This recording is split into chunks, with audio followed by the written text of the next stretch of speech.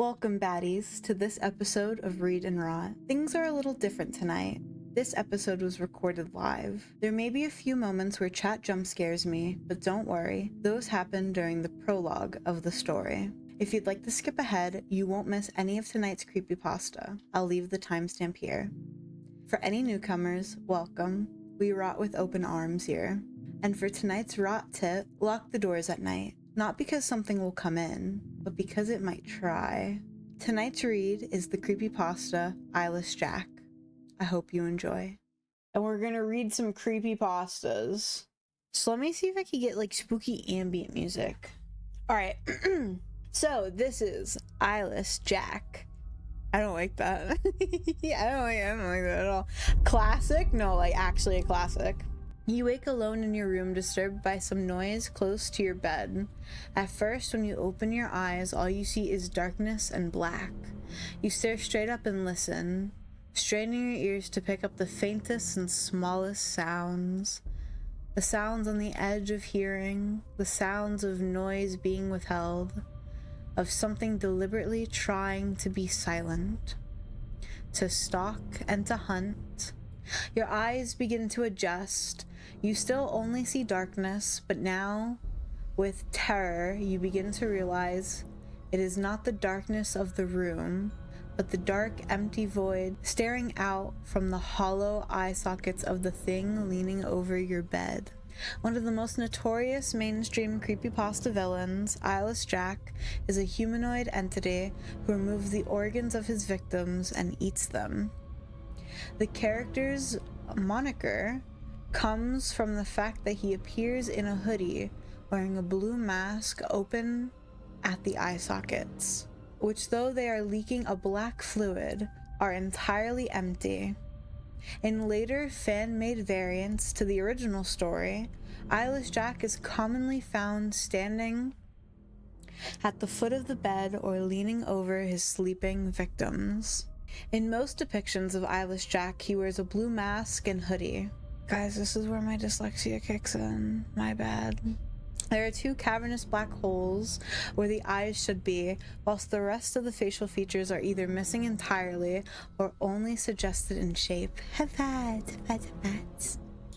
The image most commonly associated with the character is a photograph taken from below, as if looking up at the blank-faced figure, with only two gaping holes where his eyes should be.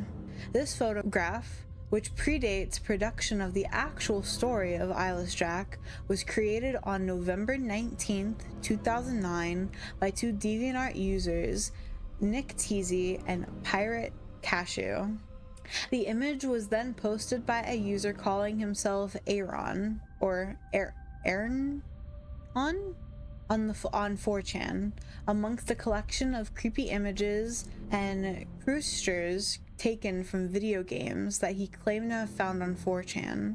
4chan's V. The collection was labeled as quote-unquote nightmare fuel and significantly featured the DeviantArt image of the as-yet nameless character. The image was posted on June 7th, 2010 and would not be attached to a story until February 2012. Like many creepypasta characters, there was an... Oh, fuck. Did I jump scare you? Yeah, I bet I did. Yeah, you did, you motherfucker. God damn it. Element to Eyeless Jack's creation, meaning that the actual story of Eyeless Jack came after or was inspired by the image. That story was eventually posted to the Oh, no, they aren't big. They are for me. What is this word? What is this word? That's just it's too big. It's too big.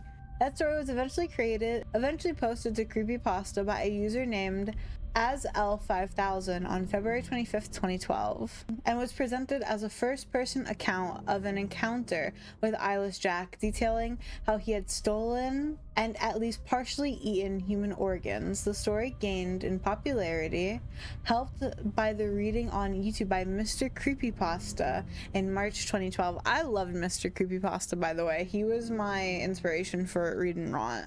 Interestingly, the original creepypasta was removed by its creator in the wake of the original Jeff the Killer story being removed, with its author expressing a desire to remove it himself before the admins of the site could. Oh, and then this is the story. Okay, are you guys ready? Hello, my name is Mitch. I'm here to tell you guys about an experience I had. I don't know if it was paranormal or whatever stupid words people use to describe supernatural phenomenon, but after that thing visited me, I believe in that paranormal trash now. A week after I moved in with my brother Edwin, after my house was foreclosed, I finished unpacking. Edwin liked the idea of me moving in since we had not seen each other in 10 years. I was so excited too. I soon fell asleep after I moved in. After that first week, I heard rustling noises coming from outside at about 1 in the morning. I thought it was a raccoon, so I ignored it and tried to fall asleep. The next morning, I told Edwin about it and he agreed.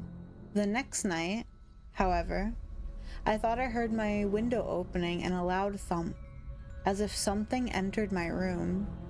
I darted up and looked around my room, but I saw nothing. The next morning, Edwin dropped his coffee cup when he saw me. He held up a nearby mirror and I saw myself. I had a large gash in my left cheek. After I was rushed to the hospital, my doctor told me that I must have been sleepwalking. But then he showed me something that made my blood turn cold. He lifted up my shirt and revealed a sewn up incision where my kidneys were. I stared into his eyes, mine widening. You somehow lost your left kidney last night, my doctor told me. We don't know how though. Sorry, Mitch. The next night was my breaking point. Around midnight, I woke up to see a truly horrifying sight. I was staring face to face with a creature with a black hoodie, a dark blue mask, with no nose or no mouth staring down at me. The thing that scared me the most was that it had no eyes, just empty, black sockets. The creature had some black substance dripping from its sockets. I grabbed the camera from the nearby mantle and took a picture. Immediately after taking the shot, the creature lunged at me and tried to claw open my chest to get to my lungs. I stopped it by kicking it in the face. As I ran out of my room, I grabbed my wallet. I would need the money. I ran out of my brother's house into the night. I eventually ended up in the woods near Edwin's house and tripped on a rock. I fell unconscious and woke up in the hospital. My doctor, the same one who treated me before, entered my room.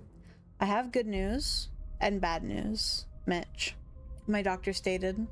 The good news is that you had minor injuries and your parents are going to pick you up. I sighed with relief. The bad news is that your brother has been killed by something. Sorry. This doctor says sorry a lot, by the way. My parents took me back to Edwin's house to collect my remaining belongings, which I did. Upon entering my room, I was scared but remained calm. I grabbed my camera and then stopped dead in my tracks. In the hallway leading to my room, I saw Edwin's body and something small lying next to it. I retrieved it up and entered my parents' car, not mentioning Edwin's corpse. I looked at the thing I had picked up and nearly vomited. I was holding my stolen, half-eaten kidney with some black substance on it. Damn, Eyeless Jack took his kidney and fucking ate it. Only half of it though. That's a waste of food. That's good food right there. Fell out or whatever. No, that's great. The thing is like, why would, okay, so wouldn't they pick up the body? Like, why is Edwin's body still there? How did he know? True, how did he know that it was his kidney? That was Eyeless Jack, a popular creepypasta figure, a masked entity known for stalking homes in the dead of night and taking what he needs to survive. A reminder that sometimes the monster isn't interested in you, just what's inside. Thank you for rotting with me tonight, and if you enjoyed tonight's read, be sure to rest well and lock your doors. I'll see you next time. Sleep tight, baddies.